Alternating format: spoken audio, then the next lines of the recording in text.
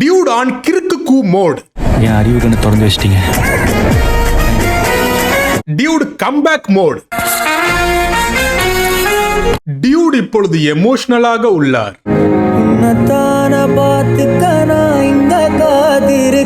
Dude இப்பொழுது fire மோடில் உள்ளார்.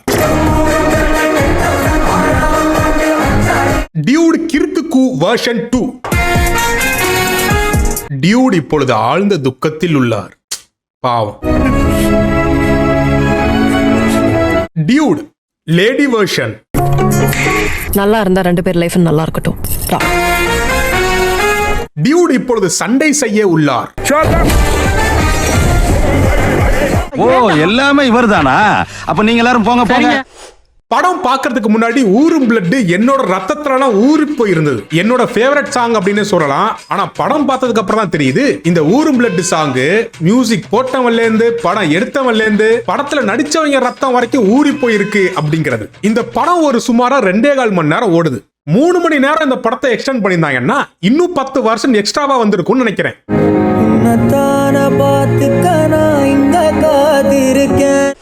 ஆனா இது என்னதான் ஒரு விமர்சனமா மக்கள் வச்சாலும் படம் பார்க்கும் போது அந்த இடத்துக்கு பிளேஸ் ஆன பிஜிஎம், இந்த ஊரும் பிளட் பிஜிஎம்லாம் வந்து பாத்தீங்கன்னா நல்லாவே சூட்டா இருந்தது. ஓவராலா சொல்ல போனோம்னா இந்த டியூட் படத்துடைய ஆல்பம் நல்லாவே இருந்தது. சரி, சாய் டியூட் படத்துல ஒரே ஒரு சாங்க போட்டுட்டு வேற வேற வெர்ஷன்ல டெலிவரி பண்ணாரு. ஆனா இது ஃபர்ஸ்ட் டைமா அப்படின்னு கேட்டீங்கன்னா இந்த மாதிரி நிகழ்ச்சி இதுக்கு முன்னாடி நிறைய நடந்திருக்குது. ஆனா இதுதான் ஃபர்ஸ்ட் டைம். ஆக்சுவலா பாத்தீங்கன்னா இதெல்லாம் பழைய படங்கள்ல யூசுவலா பண்றதுதான். ஆல்ரெடி ஒருத்தர் வெர்ஷனே மாத்தாம படத்துடைய டைட்டில் கார்டுல இருந்து படத்துடைய கிளைமாக்ஸ் வரைக்கும் போட்டு வச்சிருக்காரு. குட்டி ராஜுபாய். ராஜுபாய் அந்தரி கிங். Rajubhai buildup mode. खोला तो उसमें राजूभाई का फोटो. साहब इसको माफ कर दो भाई साहब. राजूभाई फ्लैशबैक. இது மாதிரி படம் ஃபுல்லா போயிட்டு இருக்கும். இதோட ஸ்டாப் பண்ணிப்போம். நான் இதை எதுக்காக சொல்றேன்னா, சாய் ஏதோ இந்த படத்துல தான் ஒரு புது முயற்சி பண்ணிருக்காரு அப்படின்னு சொல்லி எல்லாரும் அவரை சேர்ந்து அடிச்சிட்டு இருக்கீங்க. ஆனா இதெல்லாம் காலங்காலமா பண்றது தான் இவனும் பண்ணிருக்காருங்கிறதா உண்மையான விஷயம். படம் பிடிக்கலங்கிற ஒரு காரணத்துக்காக மியூசிக் டைரக்டர் எல்லாம் ஏன்டா இழுத்து போட்டு அடிச்சிட்டு இருக்கீங்க? பாவம்டா, வளர்ந்துட்டு போட்டு விடுங்கடா. Thanks John. டியூட் படம் வந்து ஒரு கலாச்சார சீர்கேடு. அந்த ஒரு விஷயத்திலும் எனக்கு உடன்பாடு கிடையாது. ஏன்னா ஒரு படத்தால ஒரு கல்ச்சரை உருவாக்கவோ கல்ச்சரை அழிக்கவோ முடியாது. இந்த படத்துல வரக்கூடிய கேரக்டர் மேல எனக்கு பயங்கர விமர்சனம் இருக்கு, அது வேற விஷயம். ஆனாலும் இதை விட கேவலமான ஒரு கண்டென்ட் எல்லாம் வந்து நம்ம தமிழ் சினிமால வந்திருக்குங்கிறதா உண்மையான விஷயம். தீராத விளையாட்டு பிள்ளை எவ்வளவு ஒரு கேவலமான கண்டென்ட் தெரியுமா? ஒருத்தன் பல பொண்ணு பின்னாடி தெரியும். மீட்டர் மேல 10 ரூபா கிடைச்சா எங்க வேணாலும் சுத்துற கேரக்டர். அது உண்மையா? உன்னையே சுத்தி சுத்தி வருவேன். இது உண்மையா? தேங்க்ஸ் ஜோதி. ஐயோ கார்த்திக், நான் பிரியா.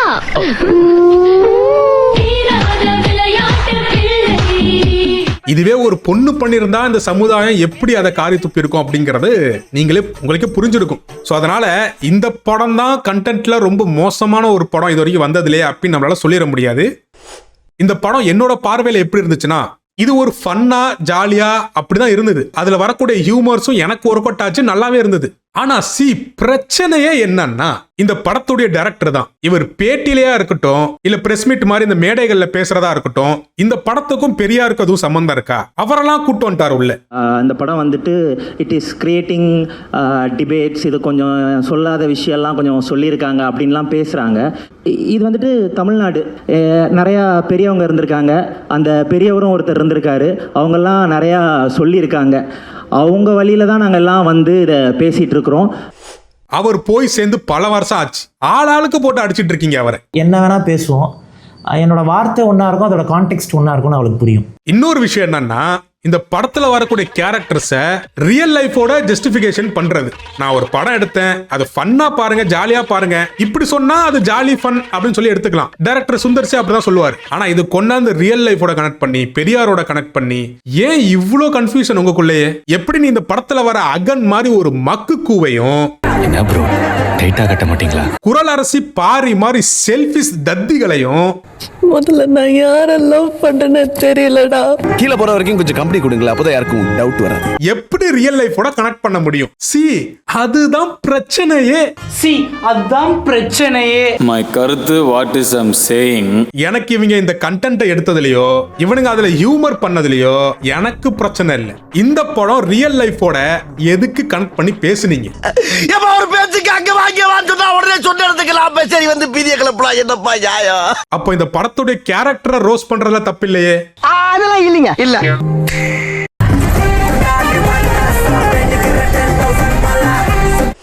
இந்த படத்துல அகன் கேரக்டர் எப்படிப்பட்ட கேரக்டர்னா ஃபர்ஸ்ட் ஹாஃப் வரைக்கும் அரை மென்டல், செகண்ட் ஹாஃப்க்கு அப்புறம் முழு மென்டல். ஜோக்கர் கெட்டப் அவனுக்கு பக்கா. ஓபனிங் சீன்ல எக்ஸோட கல்யாணத்துக்கு வரான். எதுக்கு அப்படின்னு கேட்டா ஏன் பிரேக்கப் பண்ண ரீசன் சொல்லுங்கறான். நீ ஏன் என்ன கைட்டி விட்டேன்னு ரீசன் மட்டும் சொல்லு, நான் பாட்டு போயிட்டே இருக்கேன். அந்த வாக்குவாதத்துல தெரியாம தாலி அவன் கையோட வந்துருது. அதுக்கப்புறம் சில கலாட்டாலாம் நடக்குது. அதெல்லாம் நான் ஃபன்னா தான் பார்த்தேன். ஃபன். ஆனா எல்லா அம்மளித்துமளையும் பண்ணிட்டு போகும்போது ஒரு பொண்ணு வேணான்னு சொன்னா வேணாம் தான், நோ மீன்ஸ் நோன்னு சொல்லி டைலாக் பேசிட்டு போறான். சாரி, கொஞ்சம் ஓவரா ரியாக்ட் பண்ணிட்டேன். ஒரு பொண்ணுக்கு பிடிக்கலன்னா பிடிக்கல, அதுக்கப்புறம் எதுக்கு ரீசன்? டே நீ என்ன மென்டலாடா? அப்படி பார்த்தா நீ கல்யாணத்துக்கே போயிருக்க கூடாது. அதாவது இந்த அகன் கேரக்டர் எப்படின்னா இவன் கேடு கெட்டவனாவும் இருக்கான், நல்லவனாவும் இருக்கான். இந்த அகனை வச்சு அன்னியன் 2 எடுக்கலாம் போல. நான் இந்த டைரக்டரை பார்த்து கேட்கிறேன், உங்களுக்கு ஒரு விஷயம் தப்பு அப்படின்னு தோணுச்சுன்னா அதை தொடாதீங்க. பண்ற தப்பெல்லாம் பண்ணிட்டு கடைசியில வந்து சப்ப கட்டுனீங்கன்னா அப்புறம் சில ஆடியன்ஸ் சப்புன்னு அறைய தான் செய்வாங்க. அந்த கேரக்டர் இந்த டைலாக் பேசாம கடந்து போயிருந்தாலே அது ஒரு ஃபன்னா தான் பார்த்திருப்பாங்க. சரி, இது கூட பெரிய விஷயம் இல்ல, போய் தொலை, உன்னை மன்னிச்சிடலாம். விட்டுருவா. கல்யாண மண்டபத்தில் நடந்த இவ்வளவு பிரச்சனைக்கு நான் சாரி அப்படின்னு சொல்லி கேட்டு போனான்ல. ஆனா படத்துல ஃபுல்லா அங்க சும்மா அந்த பொண்ணை போய் நோன்றான். நீ ஏன் என்ன விட்டுட்டு போன, ரீசன் சொல்லுன்னு. என்னை ஏன் கைட்டி விட்டேன்னு கொஞ்சம் ரீசன் மட்டும் சொல்ல முடியுமா? அப்புறம் நீ ஏன் கைட்டி விட்டேன்னு இப்போ அது கொஞ்சம் சொல்லாமதா? டே இவன் அண்ணியனோட அக்கா பையன் நினைக்கிறேன்டா. நீ தானடா சாரி கேட்டு நோ மீன்ஸ் நோன்னு போனேன். இப்போ ரீசன் தெரிஞ்ச என்ன ரீல்ஸ்ல பேசி அப்லோட் பண்ண போறியா சொல்லு. சோ இந்த அகன் கேரக்டர் எழுதப்பட்டதே வந்து பாத்தீங்கன்னா அவன் ஒரு லூசு கூதான் அப்படிங்கிறது தான். அடுத்து இந்த அகன் பண்ண 2வது மக்கு கூமுட்ட விஷயம், அகனுக்கு இந்த குரல் அரசி அப்படிங்கிற ஒரு பொண்ணு ப்ரொபோஸ் பண்ணுது. அதை இவனுமே அக்செப்ட் பண்ணிக்கிறான். ஆனா ஒரு அரை மணி நேரம் கழிச்சு என்ன சொல்றான், எனக்கு உன் மேல 0 ஃபீலிங்ஸ்ங்கறான். எனக்கு உன் மேல 0 ஃபீலிங்ஸ் இல்ல, புரியல. நீ தானப்பா அக்செப்ட் பண்ண, இப்ப என்ன 0 ஃபீலிங்ஸ்ங்கற அப்படின்னு சொல்லி அந்த பொண்ணு கேட்டா, காமன் சென்ஸ் இருக்கா? பப்ளிக்ல அத்தனை பேர் முன்னாடி அப்படி ப்ரொபோஸ் பண்றீங்க, நான் இல்லைன்னு சொன்னா யாருக்கு அசிங்கம்? உனக்கு தான் ஹர்ட் ஆயிருக்கும் அப்படிங்கிறான். ஹர்ட் பண்ணியிருந்தா சாரி. அப்ப நீ இப்ப சொல்றது மட்டும் ஹர்ட் ஆகாது, அப்படியே அந்த பொண்ணுக்கு உள்ளார ஐஸ் போட்ட மாதிரி இருக்கும்ல. அந்த பொண்ணு பாவம் அழுதுட்டு ஒப்பாரி வச்சுட்டு ஓடுது உன்னை லவ் பண்ணதுக்கு.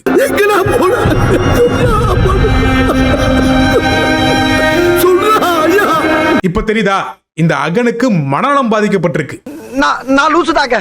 நான் லூசுதான்.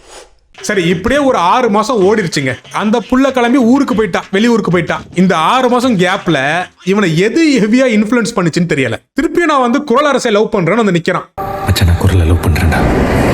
வெளியூர்ல இருந்து நாங்க வந்துட்டோம்னா உங்க சௌரியம் பேசுவோம், நாங்க படிச்சு கொடுப்போம். ஏண்டா அகனு, உனக்கு இந்த 6 மாசத்துல பிக்கப் பண்ண ஆளு கிடைக்கல அப்படின்னு சொல்லிட்டு நீ உன் இஷ்ட கூந்தலுக்கு விளையாண்டுட்டு இருக்க அந்த பொண்ணோட லைஃப்ல.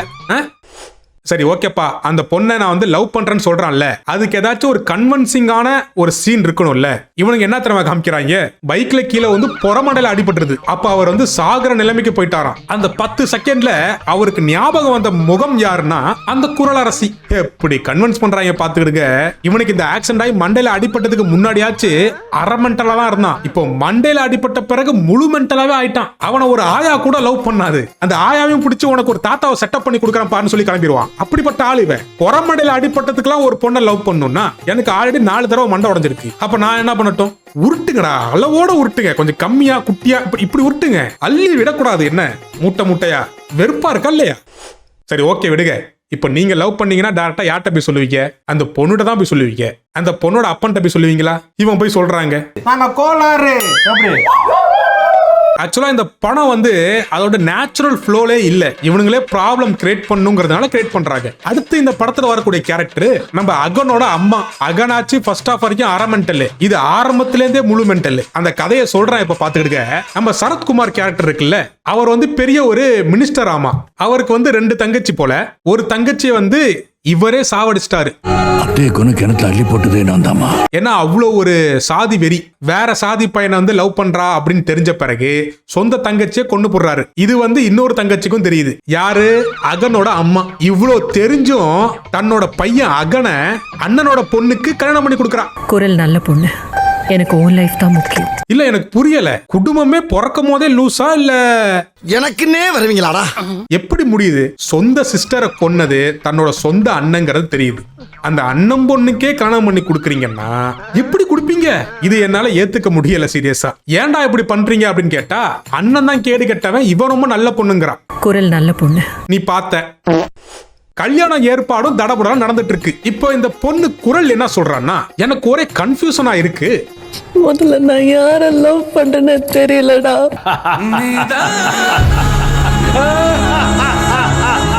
கன்ஃபியூஷனா இருக்கிறவ நீ கல்யாணத்துக்கே ஓகே சொல்லிருக்க கூடாது. இப்போ மென்டல் 3 ஆயிடுச்சா?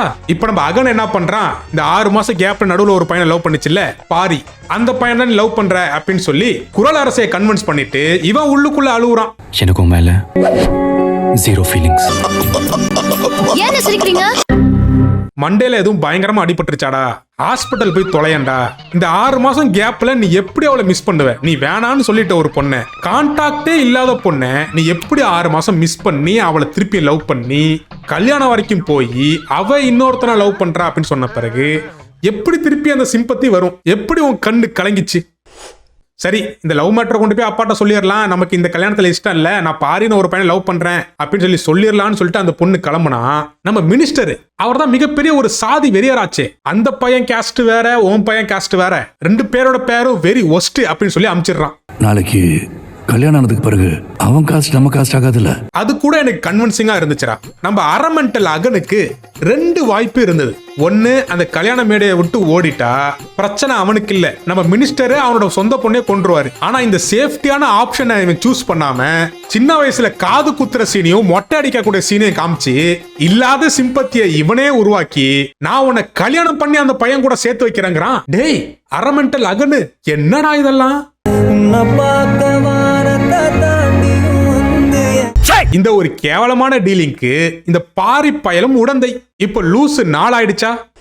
கல்யாணம் பண்ணிட்டு நான் 2 பேரும் சேர்த்து வைக்கிறேன் அப்படின்னு சொல்லி இவனே அவன் தலையில மண்ணை வாரி போட்டுக்கிட்டா இவன் அரை மென்டல் அகன் தானே. அதுவும் ஃபர்ஸ்ட் ஹாஃப் வரைக்கும் தான், செகண்ட் ஹாஃப்ல முழு மென்டல்.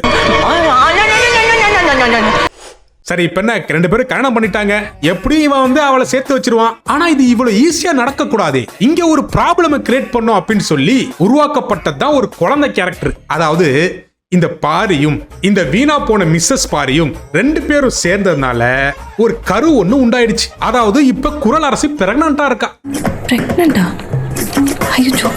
இதுங்க 2 பேரையும் ஃபாரினுக்கு அனுப்பி நம்ம வேலையை பார்க்க போலாம் அப்படின்னு சொல்லி அகன் நினைச்சிட்டு இருந்தா இது பிரெக்னண்டா இருக்கான். இப்ப ஃபாரினும் போக முடியல, கேன்சல் ட்ரிப். இப்போ ப்ராப்ளம் கிரியேட் பண்ணியாச்சு, இதுக்கு சொல்யூஷன் கொடுக்கணும். அதுக்கு முன்னாடி நான் கொஞ்சம் பேசணும். இந்த அகன் கேரக்டர் நான் ஆரம்பத்திலே சொன்னேன், இவனே ஒரு விஷயம் பண்ணுவான், இவனே அதுக்கு வந்து சாரி கேட்டு ஜஸ்டிபிகேஷன் பண்ணுவான் அப்படின்னு சொல்லி. இந்த குரல் அரசி பிரெக்னண்டா இருக்கா அப்படின்னு சொல்லி தெரிஞ்ச பிறகு கத்துறான், துடிக்கிறான், கதறான், ஆச்சா ஊச்சாங்கிறான். ஆனா எல்லாம் பண்ணிட்டு நீங்க 2 பேரும் அடல்ட்ஸ், நீங்க என்ன பண்ணா எனக்கு என்ன அப்படிங்கிறான். நீங்க 2 பேரும் அடல்ட்ஸ், உங்க உடம்பு உங்க உரிமை. ஒரு பைத்தியக்கார பைலட் மாட்டிட்டு பாடு. டேய் அரமெண்டல் அகனு, நீ ஒரு முடிவுக்கு வா. நீ கட்டிங்க போட்டு கத்திட்டு இருக்க, அதோட போதை இறங்கின பிறகு வேற மாதிரி ஒரு ஆளா மாறிடுற. ஆக்சுவல் குடிகாரம் கூட இப்படி இருக்க மாட்டான். கஞ்சா கிஞ்சா அடிக்கிறியாடா? ஏன்டா இப்படி படாத பாடு படுத்துற? அப்புறம் கொஞ்ச நேரம் கழிச்சு அது ஒரு டேஷ் புல்லன்றான். நாளைக்கு மட்டும் இந்த குழந்தை பிறந்துச்சா ஊரே இந்த டேஷ் புல்லன்னு சொல்லும். அப்புறம் திருப்பியும் சாரிங்கிறான். கோத்துல வார்த்தை விட்டு சாரி.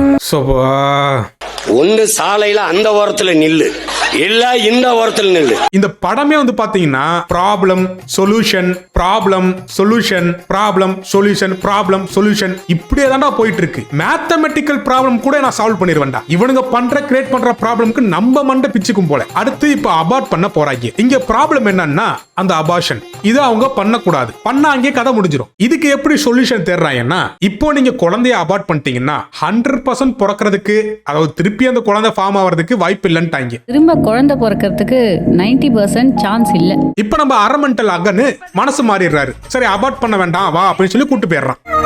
டாக்டர், இந்த குழந்தையோட அப்பா நான் சொல்றேன் அபார்ட் பண்ணக்கூடாது. எனக்கு ஏதாவது வச்சு வாயில இந்த அகனுக்கு இந்த குரல் அரசி எக்ஸ் கூட கிடையாது. சின்ன வயசுல மொட்டை அடிச்சு லெட்டு கொடுத்து காது குத்திருக்காங்க. அந்த சீனை திருப்பி திருப்பி போட்டு காமிக்கிறாங்க. பாரு இது ஒரு சென்டிமெண்ட் சீன் அப்படின்னு சொல்லி. இதுல என்னடா கர்மம் சென்டிமெண்ட் வேண்டி இருக்கு? காது குத்துறதுக்கான லவ் ஒரு மாட ஒருத்தி மேல என்ன கன்றாவியோ. ஏன்னா எதை வச்சு முட்டு கொடுப்பாங்க சொல்லுங்க? ஆடு 2 பேர் லவ் பண்ணிருந்தா ஓகே, ஏதாச்சும் ஒரு லவ் சீன்ஸை போட்டு முட்டு கொடுக்கலாம். அப்படி எதுவுமே இல்ல. சும்மா கூட சேர்ந்து சுத்திட்டு இருந்த பொண்ணு, அதுக்குன்னு ஒருத்தன் தன்னோட லைஃபே ஒரு பணையம் வச்சு அந்த பொண்ணுக்கு ஹெல்ப் பண்ணுவான்னா அதெல்லாம் எப்படிராடே? சரி போய் தொலை. குழந்தையும் பிறந்தது. அந்த குழந்தைக்கு இவன் தான் ஆயமா வேலை பார்த்துட்டு இருக்கான். அப்பதான் ஒரு புது ப்ராப்ளம கிரியேட் பண்றாங்க. நீ எப்படி நல்லா இருக்கலாம்? நீ நல்லாவே இருக்க கூடாது. ஒரு சீரியலோட அதிக ப்ராப்ளம் இருக்கிற ஒரு சீரியல்னா அது இந்த டியூட் தான்டா. சீரியல்ல கூட இவ்வளவு ப்ராப்ளம் கிரியேட் பண்ண மாட்டாங்கடா. அதுல கூட இந்த அத்தையும் மருமகளும் அடிச்சுட்டு தான் கிடப்பாங்க தவிர மாசத்துக்கு ஒரு ப்ராப்ளம் தான் கிரியேட் ஆகுமே தவிர டெய்லியும் ஒரு ப்ராப்ளம் கிரியேட் ஆகாதடா. இங்கே தான்டா தினசா ப்ராப்ளம் கிரியேட் பண்றாங்க. இப்ப என்ன ப்ராப்ளம்னா மகன் என்ன லவ் பண்ணானா? ஆமாண்டி, அவனை லவ் பண்ணா. அத இந்த அரமெண்டல் அகன் கேரக்டரோட ஒரு தற்கூரி ஃப்ரெண்ட் கேரக்டர் ரிவீல் பண்ணிடுறான். அதுக்கு இந்த அம்மா ஒப்பாரி வச்சு ஓன அழுகுது. என்ன உனக்கு தான் அழுகு தெரியும் நினைச்சுக்கிட்டியா? நான் எல்லாம் அழ ஆரம்பிச்சேன்னா மாசக்கணக்கு அழுவேன். அம்புட்டு அழுகையும் அடக்கி வச்சுட்டு உட்காந்துருக்கேன். மரியாதையா போயிரு. ஒரு முடிவுக்கு வாங்கடா. ஒரு படத்துல ஒரு லூஸ் இருந்தா பரவாயில்லடா. ஏன்னா ஒரு படத்துல வரவன் போறவங்களா லூசா தான் இருப்பீங்களா? இப்ப எதுக்கு அந்த குரல் அரசி ஒப்பாரி வைக்கணும்? உனக்கு உன்னோட லவ்வரோட குழந்தையே பிறந்துருச்சு. இப்ப அவன் லவ் பண்ணதே தெரியல நினைச்சு அழுது ஒப்பாரி வச்சிட்டு இருக்கிறது எந்த வகையில நியாயம்? சரி ஓகே, இந்த மேட்டர் குரல் அரசிக்கு தெரிஞ்சிருச்சு. இப்போ இவ ஏதாச்சும் ஒரு ப்ராப்ளம் கிரியேட் பண்ணணும். என்ன பண்றா? பாஸ்போர்ட் விசாலாம் தூக்கி எரிஞ்சிடுறா வெல்ல. அந்த பாஸ்போர்ட்டை தூக்கி எரிஞ்சது கூட என் வயிறு அந்த அளவுக்கு எரியலடா. இவ ஒன்னு சொன்னா பாருங்க, நல்லா இருந்தா 2 பேர் லைஃப் நல்லா இருக்கட்டும், இல்ல 2 பேர் நாசமா போட்டும். ஏண்டி நீ ஊரை விட்டு போறதுதான் நீ பண்ற ஒரே நல்ல விஷயம் அவனுக்கு. அடுத்து மேட்ரிமோனில இருந்து டிண்டர் வரைக்கும் இவனுக்கு பொண்ணு தேர்றாங்க. எல்லா பொண்ணுங்களும் இவனை காரி துப்புதுங்க. அதெல்லாம் அந்த டைரக்டர் கரெக்டா காமிச்சிருக்கான். ஏன்னா இது வெளில தெரிஞ்சா எல்லாரும் காரி துப்புவாங்கன்னு. ஆனா கடைசியில துப்புனது ரியல் லைஃப் ஆடியன்ஸ். ஆனா அதுக்கு இந்த டைரக்டர் சப்ப கட்டு கட்டுறாரு. நான் பெரியார் பேரன் கோட்சே மகன். சரி ஓகே, இந்த ப்ராப்ளம்க்கு ஒரு சொல்யூஷன் தேடணும்ல. அந்த சொல்யூஷன் தான் இவங்க கேங்ல இருக்கிற ஒரு பொண்ணு. இந்த அரமெண்டல் அகனுக்கு இந்த பொண்ணை பிடிச்சிருக்கிற மாதிரி ஒரு டிராமா பண்ணி சிரிக்காத கண்டுபிடிச்சிட போறோம். குரல் அரசியை நம்ப வைக்கிறாங்க. ஓகே, இப்ப சொல்யூஷன் கொடுத்து முடிச்சிட்டாங்களா? இப்ப அடுத்து ஒண்ணு பண்றாங்க பாத்துக்கிடுங்க. எல்லாம் கிளம்பி பேக் பண்ணி போகும்போது இந்த குரல் அரசி இருக்கால்ல, கடைசியா ஒரு முறை அப்பாவை பார்க்கணுங்கிறான். எனக்கும் லாஸ்டா ஒரு தடவை அவரை பார்க்கணும் போல இருக்குடா. ஏன்டி ஃபாரின் போயிட்டு வீடியோ கால் பண்ணி தொலையேன். ஏன் நேரா தான் போய் உங்க அப்பங்காரனை பார்க்கணுமா? அவன் என்ன அவ்வளவு பெரிய உத்தமனா? அவன் என்ன காந்தியா, நேதாஜியா, மோடிஜியா இல்ல ராகுல்ஜியா? அவனே ஒரு அயோக்கிய பையன், ஆணவ கொலை பண்றவன். அவனை போய் கடைசியா பார்க்கணுங்கிறது இதுவா? ஆக மொத்தத்துல இவங்களுக்கு ப்ராப்ளம் கிரியேட் பண்ணணும். அங்க போன பிறகுதான் மினிஸ்டருக்கு தெரியுது இந்த அகன் அரமெண்டலும் இந்த கிறுக்கு குரல் அரசியும் டிவோர்ஸ்ல சைன் போட்டிருக்காங்க அப்படின்னு. டைவர்ஸ் அப்ளை பண்ணது யாரு? குழந்தைய கொல்றேன் அப்படின்னு சொல்லிட்டு குழந்தைய வீட்டுல வச்சு கொல்லல, 10 கிலோமீட்டர் கார்ல வச்சு எடுத்துட்டு போறான் அந்த குழந்தைய. ஏன் வீட்லயே போட்டு தள்ளிட்டு வேற எங்க தூக்கி போடுறது? இது ஒன்னால முடியாது. அத 10 கிலோமீட்டர் தள்ளி போய் அந்த குழந்தைய சுட போகும்போது இவனுக்கு ஹார்ட் அட்டாக் வந்துருது. எவ்வளோ ப்ராப்ளம் கிரியேட் பண்ணுவீங்க, எவ்வளோ சொல்யூஷன் தேடுவீங்க. படம் ஃபுல்லாவே இந்த ப்ராப்ளம் சொல்யூஷன் கண்டினியூ ஆகுது. இதெல்லாம் கூட ஓகேங்க. கிளைமேக்ஸ்ல இவங்க உருட்டு தான் சுத்தமா ஒட்டவே இல்லை. இந்த மினிஸ்டர் கேரக்டர் இருக்குல்ல, இது ஒரு ஆணவ கொலை ஆல்ரெடி பண்ண ஒரு சாதி வெறி கேரக்டர். இந்த கேரக்டர் திருந்துதாமா. எப்படி திருந்துதாமா? ஒரு பொய்யால. இந்த புள்ள ஆக்சிடென்ட்டா இவனோட உயிரை காப்பாத்திருதான். இந்த நன்றி உங்க பேர குழந்தைக்கு சொல்லுங்க. அது எப்படி அப்படின்னு கேட்டா, அந்த புள்ள தவழ்ந்துட்டே வந்துச்சாமா. அப்ப லாரிக்காரன் எல்லாரும் நிப்பாட்டி பார்த்து நம்ம மினிஸ்டரை கொண்டு போய் ஹாஸ்பிட்டல்ல கொண்டு போய் சேர்த்து உயிரை காப்பாத்திட்டாங்களாமா. எப்படி உருட்டுறாங்க பாத்துக்கிடுங்க. இந்த பொய்ய மினிஸ்டர் நம்பி கண் கலங்கி அழுகிறாராம். அப்புறம் திருந்திட்டாராம். குரல் அரசி பாரி எல்லாம் ஏத்துக்கிட்டாராம். இனிமே சாதி எல்லாம் பார்க்க மாட்டேன் அப்படின்னு சொல்லி. இது எங்கேயாச்சும் கன்வின்சிங்கா இருக்கா? ஒரு சாதி கொலை, ஆணவ கொலை பண்றவன் எப்படி இந்த விஷயத்த ஏத்துப்பான், ஒத்துப்பான்? அதுவும் தன்னை யார் காப்பாத்தினாருன்னு அவன் கண்ணால கூட பார்க்கல. இப்படிப்பட்ட ஒரு கேரக்டரை எப்படி திருத்த முடியும்? இப்படிதான் சப்ப கட்டு கட்டி படத்தை முடிக்கிறாங்க. மொத்தத்துல இந்த அரமெண்டல் அகன், கிறுக்கு குரல் அரசி, பச்சோந்தி பாரி, இதுங்கெல்லாம் சேர்ந்து நம்மள பிராங்க் பண்ண படம் தான் இந்த டியூட். ஏன்ட்ட இந்த படத்தை பார்க்கணுமா பார்க்க கூடாதா அப்படின்னு கேட்டீங்கன்னா கண்டிப்பா ஒரு வாட்டி நீங்க பாருங்க. எனக்கு ஃபன்னாவும் என்டர்டைன்மெண்டாவும் இருந்தது. ஆனா இதுக்கும் ரியல் லைஃப் கேரக்டருக்கும் எந்த விதமான சம்மந்தமும் இல்ல. இது முழுக்க முழுக்க டைரக்டரோட வேர்ல்டு. ஆனா இது பெரியாரோட கம்பேர் பண்ணிக்கிட்டு, ரியல் லைஃபோட கம்பேர் பண்ணிக்கிட்டு ஏதோ ஒரு பெரிய ஒரு புரட்சி பிலிம் எடுத்துட்டோம் அப்படிங்கிற மாதிரி ரியாக்ட் பண்றதான் இங்க பிரச்சனையே. மொத்தத்துல இந்த டைரக்டருக்கு அடுத்த படத்துக்கு நான் வாழ்த்துக்கள் சொல்றேன். ஏதாச்சும் ஒரு குப்பை படம் எடுத்துட்டு நான் பெரியார் பேரன்னு சொல்லி கிளம்பி வந்துடாதீங்க. பெரியார் ஃபேன்ஸும் சேர்ந்து அடிப்பாங்க. நன்றி.